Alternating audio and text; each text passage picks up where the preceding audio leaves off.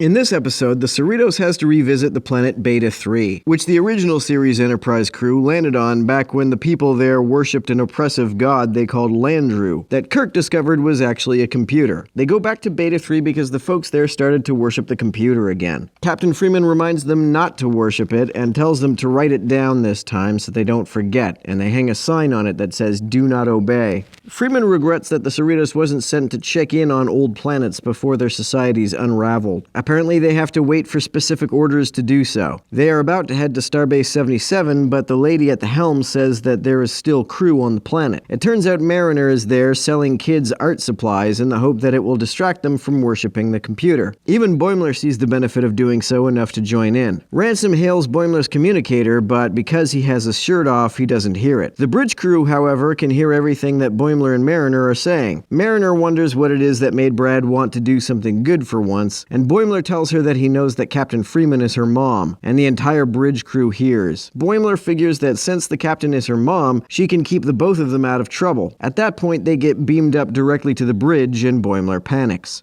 On the USS Solvang, Captain Dayton from the Rubidoux is in command of scanning the plasma ring in the Kala system when they get attacked by a ship which attaches a towing cable to the nacelle. They try to go to warp, but because of the cable, the ship breaks apart. Rutherford discusses the news about Mariner and the captain with Tendi and notes how awkward Captain Freeman Day is going to be. I guess every ship has a day named after the captain, like Captain Picard Day. He's adjusting the attitude knob on his implant and breaks it off when he's startled by a shuttle arriving. Behind the knob is a button that he can use to toggle through various moods. On the shuttle is an exocomp like from the TNG episode Quality of Life. They even animate her to look like she was hanging from a string, just like the exocomp from the TNG episode. The exocomp is a member of Starfleet, and Ensign Tendi is looking forward to working with her. Freeman explains that she didn't like the idea of everyone knowing that the most demerited officer in Starfleet is her daughter. Ransom walks in and apologizes to Mariner for ever treating her with anything other than admiration. Mariner is frustrated that he is just going to suck up to her from now on. It turns out that everyone is sucking up to her now, even the guy she went on a date with a year ago who believes that Wolf 359 was an inside job. I guess that's a reference to the Battle of Wolf 359 with the Borg. That makes me wonder if he thinks that someone in Starfleet was secretly working with the Borg, or maybe he thinks that it was members of Section 31 pretending to be Borg or something. Apparently he also thinks that changelings aren't real and the Dominion War didn't happen. Dr. Ta'ana then asks if her mom would be okay with her dating Shax.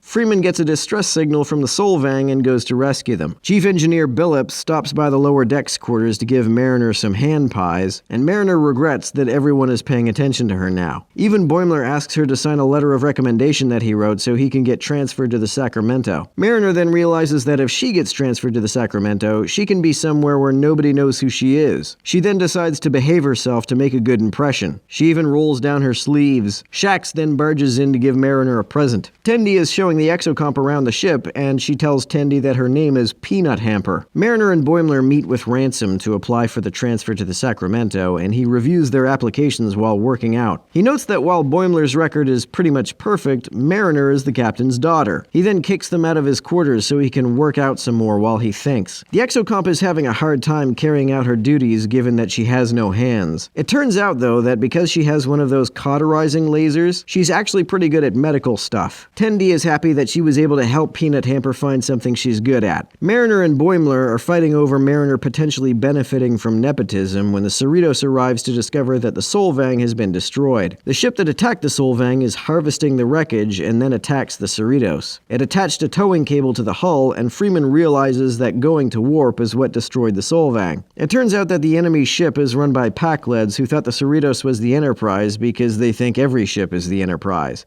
They begin carving the ship up to steal its components. Captain Freeman gets desperate and asks Mariner to come up with some unorthodox solution. Mariner figures that since Pac-led ships are made out of components from many different cultures, their overall system must be trusting enough to accommodate the differences, making it susceptible to viruses, and she tells Rutherford to come up with one. Rutherford goes to the holodeck and asks Badgie to make such a virus since he's amoral enough to create one, but that would require him to disable safety protocols, which is extra dangerous to do when when Badgie is around. As soon as he does so, Badgie reveals he's already come up with 3 different viruses and that they need to be uploaded manually, so someone has to board the Pac-Led ship. The Pac-Leds beam aboard the Cerritos, so Mariner starts pulling out the contraband weapons that she's been hiding in the bulkheads. Boimler tells Mariner that the only reason he didn't want her to get transferred to the Sacramento was not because he wanted to go, but rather because he'd miss her. Captain Freeman is injured and taken to sickbay. Rutherford shows up with the virus, and they realize that Peanut Hamper would be perfect for delivering it to the Pac-Led ship, given that she can fly over to it without beaming or needing to go in a conspicuous shuttle. They ask her to, and she declines. Apparently, she just joined Starfleet to piss off her dad and isn't really interested in carrying out such a mission. She beams into space and flies away.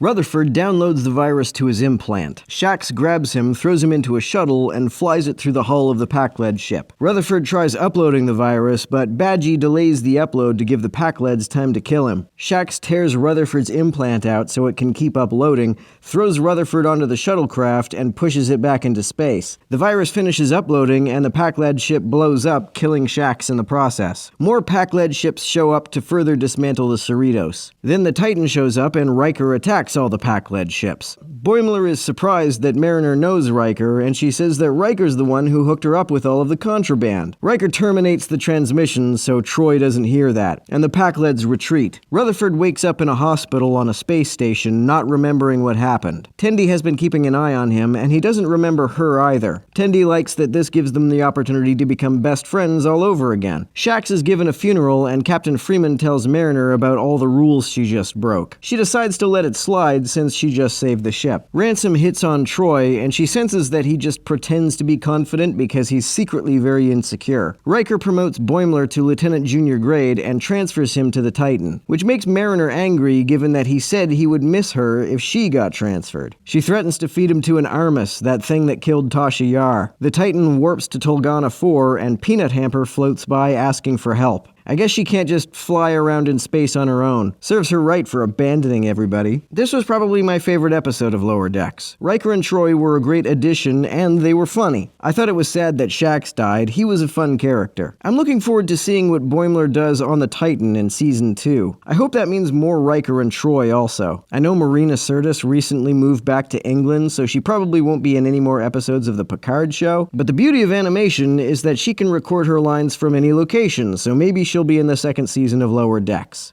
Overall, I also enjoyed this series. In a lot of ways, I enjoyed it more than Discovery or Picard. Although it takes itself a lot less seriously than other Star Trek shows, it is a lot more similar in format to 90s Star Trek than other current shows, because it's more episodic and takes place at roughly the same time as those shows. And it's enjoyable to revisit that.